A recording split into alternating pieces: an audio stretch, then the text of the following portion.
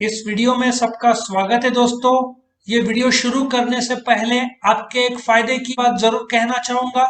इस वीडियो के डिस्क्रिप्शन में आप जाओगे तो आपको इस सब्जेक्ट का लिंक मिल जाएगा, जिसको आप क्लिक करोगे तो chapter by chapter, question by question सारे के सारे वीडियोस आपको मिल जाएंगे और दूसरे सब्जेक्ट के भी लिंक्स मिल जाएंगे, जिसमें chapter by chapter, question by question सारे वीडियोस मिल जाएंगे। और एक और आपको आइडिया देता हूं, मेरे चैनल को आप क्लिक करोगे तो मेरे चैनल के प्लेलिस्ट पे जाओगे तो आपको 20 के ऊपर सब्जेक्ट्स के लिंक मिलेंगे। बस आपको क्लिक करना है, जो सब्जेक्ट आपको के वीडियो चाहिए, बस आपको chapter by chapter, question by question सारे वीडियोस मिल जाएंगे। तो चैनल को जरूर सब्सक्राइब करो ताकि आपको हर रोज जो हम अपडेट करते वीडियोस वो मिलते रहें। तो हम शुरू करते हैं इस क्वेश्चन का वीडियो अभी। Explain the process of planning. ये प्लानिंग मतलब स्टेप्स पूछ रहे हैं, बता रहे हैं कि प्लानिंग के बाद प्लान बनेगा। जैसे तुम डिस्कशन करते हो कि बिल्डिंग बनानी है, फिर ड्राइंग बनता है, जगह सब डिसाइड होता है, ड्राइंग बनता है, सो ड्राइंग को प्लान बोलेंगे। सो जो प्लानिंग करते हैं कंपनी में, वो उसका प्रोसेस क्या है, बहुत इंटरेस्टिंग है। अभी एकदम बढ़िया टाइम है, दिसंबर चल रहा है। तुम देखो, पहला पॉइंट, अभी कौन सा टाइम चल रहा है मैं चाहिए तो इधर लिख के भी बताऊं। This is December of 2020, correct. मैं माउस से लिख रहा हूँ, नहीं माउस से नहीं, पेन से लिखता हूँ तो ज्यादा अच्छा। दिसंबर 2020 चल रहा है। नाउ कंपनी, अगला फाइनेंशियल ईयर कौन सा है? 1/4/21 टू 31/3/22, ये फाइनेंशियल ईयर है अगला, बराबर है। कंपनी को पता है ये साल कोविड की वजह से काफी डैमेज हुआ है, ये साल 2020 है, ठीक है ना। ये इसको मैं काट के चाहिए तो वापस एक बार ठीक से लिख दूं ताकि तुमको कंफ्यूजन ना हो। ये 2000 दिसंबर 2020 चल रहा है। अभी कंपनी क्या करती है, अगले साल के लिए सबसे पहले गोल तैयार करती है कि हमको अगले साल 55 लाख, होंडा का ले लो, अगले साल ये फाइनेंशियल ईयर में 55 लाख गाड़ियां बेचना है, ठीक है। लेकिन गाड़ियां बेचना है तो कुछ नए प्रोडक्ट्स भी लॉन्च करने पड़ेंगे, सेल्स को भी देखना पड़ेगा, प्रोडक्शन को भी देखना पड़ेगा। सबसे पहले देर इज अ परसेप्शन कि अभी सही वक्त आ गया है कि भाई प्लानिंग किया जाए। लेकिन याद रखो, अभी जो प्लानिंग बनेगा वो अगले साल के लिए बनेगा, अगले फाइनेंशियल ईयर के लिए। अगले साल मतलब जनवरी 2021 नहीं, अगला फाइनेंशियल ईयर के लिए प्लानिंग बनाने का आज जरूरत है। क्योंकि तुमने ला जैसे तुम एग्जाम के एक दिन पहले पढ़ाई करते हो, तुमको खुद को कंफ्यूजन रहता है क्या पढ़े। 6-7 दिन, 6-7, हम लोग तो 6-7 महीने पहले शुरू करते थे। तो ठीक से प्लान किया जा सकता है। तुम लोग के एक दिन पहले पढ़ते हो और भगवान भरोसे मंदिर जाते हो उसी बार, और फिर जो होगा सो आजकल का जो ट्रेंड है। अब तुमको पता चल गया कि अगले साल का प्लानिंग जरूरी है, ठीक है ना। लेकिन तुमने तुमने अभी तक देखा जाए तो प्लानिंग जरूरी ही समझा है। गोल 55 लाख, वो भी प्लान सी, गोल भी प्लानिंग ही सेट करता है देखा जाए तो। सो तुमको सिर्फ पता चला है कि दिसंबर आ गया है। अब जैसे एग्जाम नजदीक आता है तो तुम्हारे मन में आता है, जैसे कि जनवरी में एग्जाम है, तुम बोलोगे जनवरी 8 को एग्जाम है, तुम जनवरी 7 को पढ़े, नहीं नहीं, कुछ बच्चे पढ़ एकदम सिंसियर, ऐसा थोड़ी है। जनवरी 2-1 को तो पार्टी से उठोगे, 2 या 3 तारीख को पढ़ाई शुरू करोगे, ठीक है ना। तुमको समझ में आ गया है, एग्जाम के डेट्स आ गए तो पढ़ाई कब से शुरू करना है, उसका नीड पढ़ाई का तुमको समझ में आ गया। फिर तुम एनालिसिस ऑफ इंटरनल एनवायरनमेंट देखोगे, तुम देखोगे भाई बुक्स है कि नहीं, सर के वीडियोस सब ऐप में आ चुके हैं कि नहीं, ठीक है ना। ऑब्जेक्टिव बेस्ड है क्या, राइट अप बेस्ड है, ठीक है ना। ऑब्जेक्टिव बेस्ड है तो बोलते ना जी, बोलते वाईफाई सब तैयार रखेंगे, गूगल गूगल से भी इंफॉर्मेशन मिल जाएगा तुमको। सो तुम इंटरनल एनवायरनमेंट तुम्हारा तैयारी इंटरनल पूरा रख रहे हो कि बोलते ना, तुम्हारे पास अभी कंपनी को प्रोडक्शन करना है तो उनको मशीन कितने हैं, कितना मैन पावर है, उनका स्किल लेवल क्या है, कितना कंपनी के पास पैसा है, ये सब देखना पड़ेगा ना। अभी सडन तुम्हारे पास 1 करोड़ का रिक्वायरमेंट आता है, तुम कहाँ से लाओगे, ठीक है ना। तुमने सडनली ठीक से गोल भी सेट कर दिया, लेकिन तुम्हारा प्रॉब्लम है इंटरनल एनवायरनमेंट में ही प्रॉब्लम है कि तुम्हारे पास उतना फंडिंग ही नहीं है। सो एक तो तुमको पता चल गया प्लानिंग का रेलेवेंस। अब तुम इंटरनल ताकत क्या है तुम्हारा, जैसे मैंने बताया एग्जाम के लिए तुमको जरूरत है बुक्स, गूगल की, सर के वीडियोस की, सर के नोट्स की, ठीक है ना, मे बी कॉफी, ठीक है, और maybe register, pen, scale, pencil, ठीक है ना, ये सब चीजें तुम्हारे इंटरनल ताकत है। लेकिन तुमको बोला जर्मन तो तुम शॉक में आ जाओगे, सर क्या करें, बुक नहीं कुछ नहीं। तो तुम्हारा इंटरनल ताकत देखोगे। अच्छा वो हो गया। तो तुम नेक्स्ट जाओगे एक्सटर्नल एनवायरनमेंट। अभी एक इसमें ना एक सिचुएशन बहुत बुरा था इंडिया के लिए, मैं इसको बताता हूँ। मई 2014 में जो अल्फोंसो मैंगोस थे, ठीक है ना, यूरोपियन यूनियन ने से यूरोप अपने से जो हापुस आम है ना, जो कोकन से मेन निकलते हैं मैंगोस, उन लोगों ने सडनली बैन कर दिया, क्योंकि उनका मानना था कि अपन पेस्टिसाइड्स जो डालते हैं वो हार्मफुल है। तो उन्होंने ऑफकोर्स 2 साल बाद बैन हटा भी दिया था, ये मैं भी मानता हूँ, लेकिन उस समय सडनली बैन कर दिया था। अब तुम्हारा मैंगो फैक्ट्री है, तुम एक्सपोर्ट करते हो, तुम्हारे पास इंटरनल पैसा भी है सोचो, लेकिन तुम चाहकर भी एक्सपोर्ट नहीं कर पाओगे, तुम्हारा एक्सटर्नल एनवायरनमेंट सपोर्ट नहीं करता। लॉजिक समझ में आया?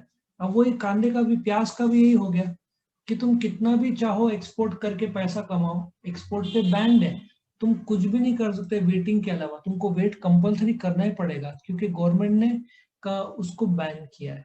सो तुम्हारा इंटरनल फाइनेंशियल सिचुएशन स्ट्रांग है, तुम्हारा प्लानिंग बहुत बढ़िया भी तुम करोगे, लेकिन इसका मतलब तुमको अल्फोंसो मैंगो या अभी के हालात में प्याज, अभी तो मैंगोज एक्सपोर्ट अलाउड है, लेकिन प्याज के केस में जो नासिक के लोग वापस से डोमेस्टिक मार्केट देखेंगे, वो लोग सबसे पहले ढूंढेंगे कलकत्ता, दिल्ली, मुंबई, जहाँ कीमत अच्छा मिलता है, ठीक है ना। सो एक्सटर्नल एनवायरनमेंट के लिए क्यों देखना जरूरी है, क्योंकि जो कांदा व्यापारी है उनके लिए जो फॉरेन मार्केट है, दुबई, सब जगह बैंड है, क्योंकि एक्सपोर्ट ही नहीं होने वाला है, बैंड किया हुआ है गवर्नमेंट ने। अब ये करने के बाद वंस यू नो तुम्हारा प्लानिंग की जरूरत, तुम्हारे इंटरनल स्ट्रेंथ देखे, बुक्स देखे, बाहर एक्सटर्नल वातावरण तुमने क्या देखा, एक्चुअली तुम्हारे एज अ स्टूडेंट तुमको एग्जाम के लिए प्लानिंग करना है, तुमने बुक्स सब तैयारी कर लिया, बुक्स, लैपटॉप और मोबाइल और वीडियो सर के और ऐप और ये सब, लेकिन तुमको बाहर का माहौल, मतलब यूनिवर्सिटी ऑफ पूना का भी तो एटमॉस्फेयर देखना पड़ेगा, एनवायरनमेंट, कि क्या एमसीक्यूज रहेंगे, क्या राइटअप रहेगा, क्या कॉलेज जाना पड़ेगा, क्या ऑनलाइन रहेगा, क्या ऑफलाइन रहेगा, क्या पीडीएफ रहेगा, पीडीएफ क्या लिख के भेजना है, पीडीएफ फोटोग्राफ्स भेजना है, क्या करना है, क्या क्या एग्जाम होगा ही नहीं, एक साथ मई में दोनों सेम का अटेम्प्ट होगा। सो तुमको एक्सटर्नल एनवायरनमेंट भी देखना पड़ेगा। वंस तुमने प्लान की जरूरत समझा, अपना इंटरनल वातावरण देखा, एक्सटर्नल स्ट्रेंथ देखा, तो तुम ऑब्जेक्टिव सेट कर सकते हो। सो प्लानिंग क्या करता है, खुद ऑब्जेक्टिव सेट करता है। ये तो मैं बात कर रहा हूँ 2014 की, आज तो उनका तारीख का कितना 50 लाख का टारगेट है, ठीक है ना। ऐसा सोचो कि 19-20 का जो टारगेट है उनका 50 लाख गाड़ियों का है, ठीक है। वैसे इंडिया का नंबर 1 मुझे लगता है हीरो ग्रुप है। तो और जहां तक मेरा नॉलेज है 1.5 करोड़ गाड़ियां बिकते हैं, जिसमें मेन हीरो अलग कंपनी है, होंडा पहले एक थे अभी अलग हो गए। तो hero company, Honda company, Bajaj company, नुकसान बजाज का भी हुआ है, बजाज का, लेकिन ये जो महीने ना बजाज ने भी अपना सेल बढ़ाया हुआ है। सो यदि तुमने होंडा कंपनी ने प्लानिंग का जरूरत समझा, इंटरनल, अच्छा आज से 20 साल पहले होंडा कंपनी ये टारगेट रख ही नहीं सकता था, क्यों? क्योंकि टारगेट रखा, मार्केट खरीदेगा भी, लेकिन उनके पास एक ही फैक्ट्री था। आज जहां तक मेरा नॉलेज है उनके पास 3 से 4 फैक्ट्रीज है। तो आज वो लोग के पास प्रोडक्शन कैपेसिटी आ गया है। 20 साल पहले वो टारगेट रख ही नहीं सकते थे, क्योंकि एक ही फैक्ट्री में 50 लाख गाड़ियां नहीं बनता, 10, 15, 20 लाख ही बनेगा। आज 4 फैक्ट्री से वो लोग सप्लाई करते हैं। आया समझ में? पार्ले जी भी पूरे देश में इनके अलग अलग जगह मैन्युफैक्चरिंग प्लांट्स रहते हैं, उससे वो सप्लाई कर पाते हैं बिस्किट से सब, एक नहीं। तुम्हारा मारुति ले लो, 4 4 फैक्ट्रीज है। तुम्हारा बुलेट ले लो, उनके 2 फैक्ट्रीज है, बांग्लादेश में शायद एक है, फ्रांस में शोरूम मुझे लगता है वो लोग बेचते हैं, यूरोप में उन्होंने शोरूम खोला हुआ है। सो तुमको ऑब्जेक्टिव सेट करना है 50 लाख। अच्छा मैंने क्या बताया तुमको, ये 50 लाख 20 साल पहले पॉसिबल नहीं होता, क्यों? उनका इंटरनल एनवायरनमेंट, उनके जो मशीन्स है वो तैयार नहीं थे, मशीन सिर्फ 15 लाख गाड़ियों का था। सो तुम गोल 20 साल पहले 50 लाख रख ही नहीं सकते थे, क्यों? तुम्हारे पास यहाँ प्रॉब्लम था, इंटरनल स्ट्रेंथ नहीं था, और एक्सटर्नल उतने गाड़ियां बिकते नहीं थे। अभी आजकल लोग देख रहे कार महंगे हो रहे हैं, परवड़ नहीं रहा है, two wheeler mode of transport ज्यादा फास्ट है। अच्छा तुम बॉम्बे चले जाओ, बॉम्बे में ट्रेन सब बैंड है, अभी लोगों के पास सिर्फ जरिए बस रिक्शा और टैक्सी है।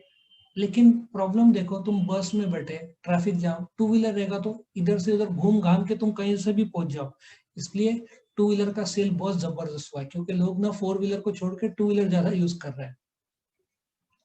अच्छा, प्लानिंग प्रीमाइसेस क्या होता है? अभी तुम 50 लाख गाड़ियां बेचेंगे तो तुमको एजम्पशन करना पड़ेगा भविष्य का घटना। जैसे कि फॉर एग्जांपल अगले साल, मैं एक काम करूँ, इसको अगले साल का जो टारगेट है, हाँ 55 लैक्स कर देता हूँ, लेट अस एज्यूम इसका 55 लैक्स का टारगेट है, ठीक है, 2020-21 के लिए। अब ये अगला साल हुआ, ये साल आज का दिन जो है वो दिसंबर 2020 चल रहा है, ठीक है। अभी नहीं, 2021 और 22, मतलब मैं अगले फाइनेंशियल ईयर का टारगेट बता रहा हूँ। होंडा ने 55 लाख का सेट किया था, लेकिन ये 55 लाख सेट करेंगे under planning premise, under assumption कि अगले साल जून महीने में जो बारिश होगा वो अच्छा होगा। याद रखो, टू व्हीलर वालों को उनके बहुत सारे खरीदार शेतकरी रहते हैं, उनका ठीक से बारिश हुई तो शेतकरी ये नवंबर दिसंबर में आते, 40, 50, 60, 70 हजार रोकड़ा देते, जो उन्होंने फसल बेच के, जो आउटपुट है बेच के कमाया है, और तुरंत गाड़ी ले जाता है।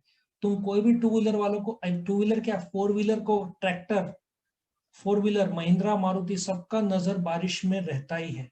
सो तुमने जब 55 गाड़ी का टारगेट बनाया अगले साल का, तो तुमने एक प्रीमाइस, एक एजम्पशन किया है कि अगले साल बारिश नॉर्मल होगा। तब अच्छा, यदि ड्रॉट हो गया, औरंगाबाद में बारिश की कमी है, जालना, उस्मानाबाद, बीड़, हिंगोली, ये सब जगह बारिश कम होती है। सो ऐसे जगह पे तुमको तुम्हारा एज्यूम तुम कर नहीं पाओगे बारिश होता है। सो तुमको पूरे देश का बारिश नॉर्मल होगा ये एज्यूम करके 55 लाख, सपोजली तुमको बोल दिया जाए बारिश अच्छा नहीं होगा, तो तुम ये 55 नहीं 50 रखोगे, क्योंकि बहुत सारे फार्मर्स नहीं खरीदेंगे। तो आई होप तुमको समझ में आया कि प्लानिंग प्रीमाइसेस एक ऐसा फ्यूचर का घटना है जो तुम एज्यूम कर रहे हो कि भाई अगले साल गवर्नमेंट के पॉलिसीज नॉर्मल रहेंगे, टैक्स रेट घटेंगे, ये तुम पॉलिसी बना रहे हो। अच्छा, प्लानिंग प्रीमाइस तो बना लिया, सबसे पहले तुमने क्या सोचा कि जरूरत है प्लानिंग का, तुमने अपना इंटरनल वातावरण देखा, जैसे मैंने मशीन्स का बताया ताकत, एक्सटर्नल वातावरण देखा, तुमने गोल सेट कर लिया, गोल सेट किया भविष्य के घटनाओं को एज्यूम करके, ठीक है ना। जैसे मई में एग्जाम्स होंगे क्योंकि कोविड कम होगा, तुम एज्यूम कर रहे हो कोविड कम होगा, ये तुम्हारा प्लानिंग प्रीमाइसेस है। अब जब 55 लाख उनको गाड़ियां बेचना है तो उनको अल्टरनेटिव प्लान्स तैयार करना पड़ेगा कि आ, 4 फैक्ट्री, एक और पांचवा फैक्ट्री की जरूरत है क्या, ठीक है। तो यदि सपोज मैंने यहाँ पे एग्जांपल दिया है, तुमको 10,000 यूनिट से 12,000 यूनिट बेचना है, ठीक है, तुम्हारा गोल तुमने सेट कर दिया इधर, तो 10 से 12,000 यूनिट बेचना है, तो भाई तुमको एडवर्टाइजमेंट बढ़ाना पड़ेगा, क्वालिटी बढ़ाना पड़ेगा, प्राइस घटाना पड़ेगा, अकाउंट्स वालों से बात करके नया प्रोडक्ट लॉन्च करना पड़ेगा, तुमको ऑल्टरनेटिव प्लान तैयार करने पड़ेंगे, ठीक है ना। और हो सकता है तुम प्राइस रिड्यूस नहीं कर पाओ, ऑलरेडी प्राइस रॉक बॉटम चल रहा है, तुम्हारे पास एडवर्टाइजमेंट का बजट नहीं है, तुम नया प्रोडक्ट और इम्प्रूविंग क्वालिटी, तो जो कस्टमर फिलहाल स्वीकार रहे वो स्वीकार रहे, तो तुम्हारे लिए बेस्ट ऑप्शन रहेगा may be launch of product. So may be चारों में से तुमको ये सबसे अभी सुटेबल ऑप्शन दिखता है, तो तुम इसको एग्जीक्यूट कर दो। बाइक रहा तो अभी तुमको एग्जांपल होंडा का देता हूँ। होंडा 350 सीसी जो है मार्केट, 350 सीसी, ठीक है ना, 350 सीसी का मार्केट में एक ही सेलर का दबदबा है, कौन है पता है? बुलेट। बुलेट का कितना सेल होता है पता है? उसका कितना मार्केट शेयर है? कोई आइडिया है किसी को कितना मार्केट शेयर है बुलेट का? तुमको विश्वास नहीं होगा, 350 सीसी में बुलेट का मार्केट में 98% शेयर है। 98% वो लोग कब्जा करके बैठे हुए हैं 350 सीसी में। अब होंडा को पता चल गया कि 350 सीसी एक ओपन है, कंपटीशन ही नहीं है, तो उन्होंने एक गाड़ी लॉन्च किया, आई थिंक उसका नाम है होंडा 350 सीसी में क्योंकि पल्सर 350 कोई खरीदेगा नहीं, वो 180 200 220 में ही 250 तक ठीक है। उन्होंने एक गाड़ी का नाम रखा हाइनेस, ठीक है, हाइनेस नाम रखा, HNSESS। तो बोलते ना वो डायरेक्टली compete करेगा, मतलब उनका सेल बढ़ाने में हाइनेस जो नवी गाड़ी है वो भी योगदान देगा। तो इस प्रकार से तुमने ऑल्टरनेटिव प्लान्स तैयार किए, और इनफैक्ट मैंने ये चारों प्लान को इवेल्युएट किया, बराबर ना, तुमने चारों प्लान को इवेल्युएट किया और पाया सबसे बढ़िया प्लान ये है, इसको सिलेक्ट किया। मैंने तुमको होंडा का एग्जांपल दे दिया कि होंडा हाइनेस लॉन्च कर दिया उन्होंने, और फिर होंडा हाइनेस के लिए उनको मीडियम रेंज और ऑपरेशनल, मीडियम रेंज मतलब अगले 3 महीने में कितना बेचेंगे, ऑपरेशनल प्लान मतलब परचेज करना पड़ेगा, प्रोडक्शन करना पड़ेगा, वर्कर्स लगेंगे, पार्ट्स लगेंगे, स्पेयर पार्ट्स लगेंगे, मेंटेनेंस लगेगा मशीन का, HR लोग लगेंगे, ये छोटे चुटपुट प्लान, मीडियम रेंज 3-6 महीने का प्लान और डे टू डे प्लान उनको तैयार करने पड़ेंगे हाइनेस गाड़ी को बनाने के लिए।